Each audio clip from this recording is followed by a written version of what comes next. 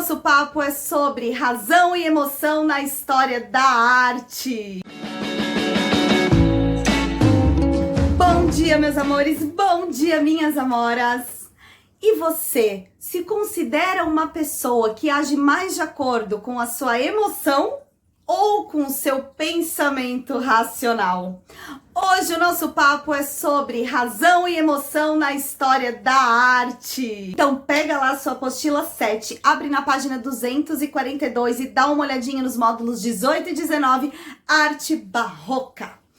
Pessoal, já no século XIX, Nietzsche, um pensador, filósofo alemão, ele vai então pensar em como a gente pode se referir a esses dois polos, razão e emoção, na arte. E ele vai trazer pra gente o conceito de apolíneo e dionisíaco. Vamos pensar o seguinte, Apolo aqui, ele vai estar ligado ao deus grego Apolo, que vai trazer pra gente a beleza idealizada, simétrica, harmoniosa, conforme os padrões clássicos, pautados na razão. E a gente vai ter Dioniso como o deus grego do vinho, das festas, do teatro, representando pra gente a loucura, a paixão, a desordem. Então, Dioniso vai estar vindo como representante da emoção. Dessa forma, a gente pode falar que em alguns momentos os artistas, o que trazia inspiração para os artistas era o polo apolíneo ou o polo dionisíaco. Vamos pensar, por exemplo, ao longo da história da arte, como razão e emoção teve momentos em que uma era sobreposta à outra e depois a outra passou a ser a principal. Claro que assim, né, pessoal, quando a gente vai falar de história da arte, da história em geral, a gente não pode pensar que de repente as coisas mudam e ninguém mais faz o antigo e agora é só uma outra linguagem, é uma outra coisa que está vindo. A gente está falando de movimentos sociais, de movimentos artísticos que tem uma gradação, que eles vão acontecendo e que mesmo assim, cada artista aqui vai ter suas particularidades, o seu jeito de fazer. Porém, a gente vai ter sim a predominância da razão ou da emoção. Até o século XIX, a gente consegue fazer uma divisão bem interessante nesse sentido. Vamos pensar, olha só.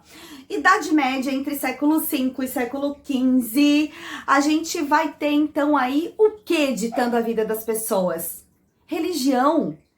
E a religião, ela dita também os padrões da arte. E se a gente está falando de religião, a gente está falando de emoção, a arte aqui, ela é dionisíaca. Ela vai ser um momento em que a emoção está sendo o principal. Se a gente perceber essas obras de arte desse período, como essas que vocês estão vendo agora, vocês percebem que não tem nenhum tipo de compromisso com a realidade que a gente vê com os olhos. E a gente está tendo aqui, então, uma forma de doutrinar as pessoas. A pintura faz, por aquele que não sabe ler, a mesma coisa que as letras fazem para aquele que sabe. E pensemos que aqui muitas pessoas eram iletradas. Então, as pinturas, a arte, ela estava ligada principalmente a temas religiosos e estava trazendo pra gente simplesmente as passagens bíblicas, tentando emocionar, tentando trazer essa religiosidade, tentando trazer esse temor. Depois desse período da Idade Média, ali pelo século XV mais ou menos, a gente vai ter então um outro olhar social. A gente vai ter grandes navegações, muitas trocas de conhecimento, universidades, a gente vai ter estudo e a ciência começa a ser o principal. Então a gente vai passar a ter um momento aqui apolíneo na arte, em que os artistas se preocupam com a razão. Olhem só essas obras do período do Renascimento, em que a gente vai ter aqui Michelangelo, Leonardo, Sandro Botticelli, entre outros, né?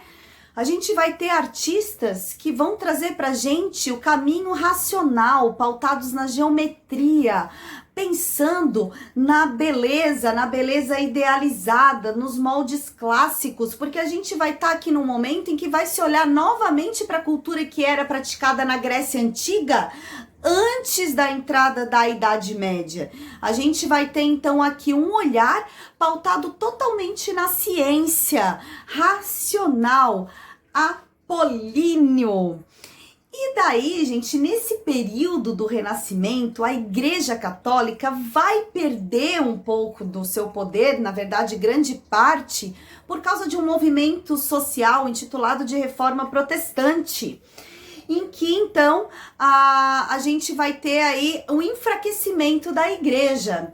Só que depois de um tempo, ali no século XVII, a gente vai ter a Contra-Reforma, e a Contra-Reforma vai ser um jeito de a igreja tentar recuperar esses fiéis novamente e conseguir outros também, se fortalecendo novamente enquanto instituição.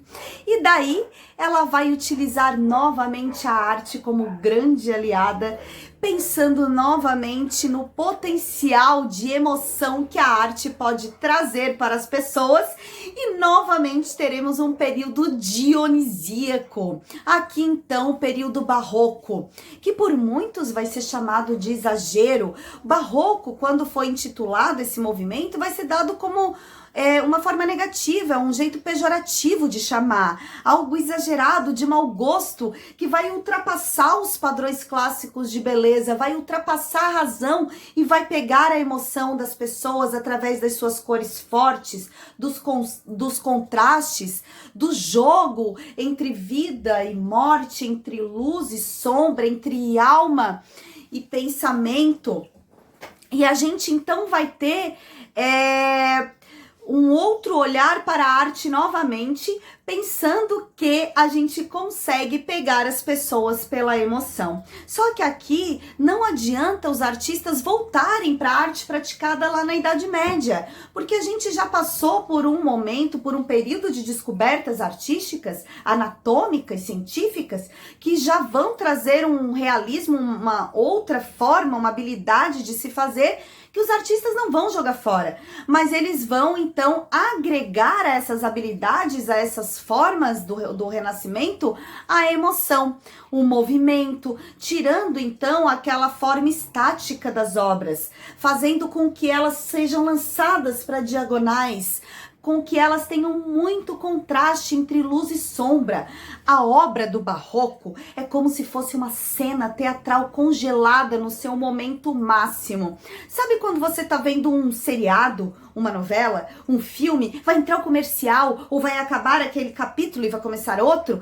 Então vai ser congelado num momento em que você diz, nossa, eu quero ver o que vai acontecer. Essa é a obra barroca. O artista vai pegar a história e ele vai tentar retratar o seu momento auge. Um dos grandes nomes do movimento barroco é Michelangelo Caravaggio. Michelangelo, ele vai ser o pai do tenebrismo. Suas obras que vão ter um contraste com um fundo muito escuro, trazidos com a iluminação para onde ele quer colocar o olhar. Isso vai ser o tenebrismo dele. Caravaggio, ele também tinha uma característica de pegar o rosto de pessoas conhecidas na rua e trazer esses rostos, essas feições para personagens santos, trazendo mais próximo dessa nossa realidade. Ele tinha uma obra muito forte. Olhem só essa obra aqui. O nome desse quadro é Judite decapitando Holofernes.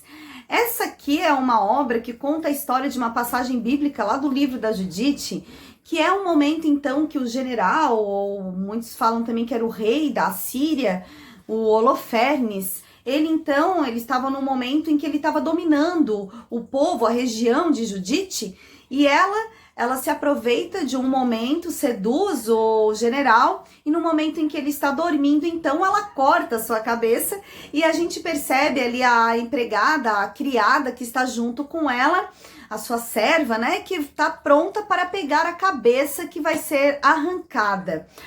Olhem só como Caravaggio traz movimento para essa obra. Olhem essa luz não é mais uma luz natural. Essa luz é uma luz colocada como se fosse holofotes de uma cena de teatro, trazendo pra gente toda a emoção daquela cena. A Judite, que Caravaggio está trazendo pra gente é uma mulher fria, mas ela tá aqui trazendo também um momento de algo assim, um nojo, um descontentamento. Não tá sendo uma tarefa que ela tá muito afim de fazer, mas ela faz isso salvando o seu povo. A gente vai ter uma artista aqui também, olha só que interessante, gente, porque até então os nomes femininos, né, eles não aparecem.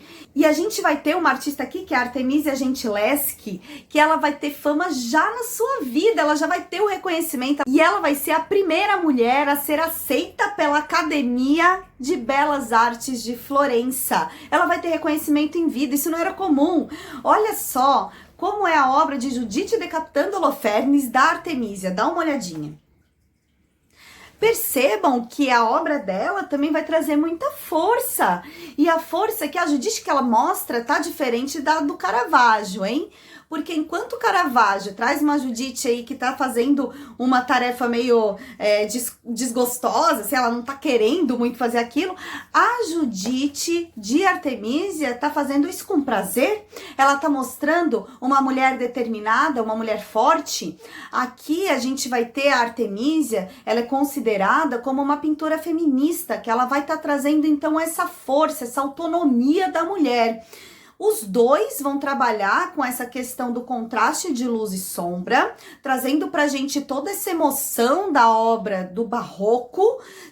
É a mesma temática, mas são pintores diferentes, então notem que cada um tem a sua particularidade, o seu jeito de fazer, mas eles estão trabalhando dentro da mesma temática ali, da mesma linha da emoção, tentando trazer então a emoção, né? A emoção para as suas obras. Bom, pessoal, então é isso. Resumão da aula de hoje. Quando a gente pensa em barroco, a gente tem que pensar em emoção. Emoção em cima da razão. Este movimento vai estar totalmente ligado à Contra-Reforma, que foi promovido pela Igreja Católica num movimento de tentar recuperar, resgatar os seus fiéis e pegar outros fiéis também, que ela tinha perdido com um movimento praticado lá no Renascimento, que foi a Reforma Protestante, em que enfraqueceu o seu poder. Então, quando a gente pensa em obras barrocas, a gente tem que pensar em palavras-chave como teatralidade, jogo de luz e sombra, duelo entre o bem e o mal, entre a nossa alma e o nosso pensamento racional. A gente tem que sempre estar pensando em alegria, tristeza, tudo que contrasta. Barroco é contraste, barroco é drama, barroco é teatral. Barroco vai ser emoção. Gente, beijos e até semana que vem.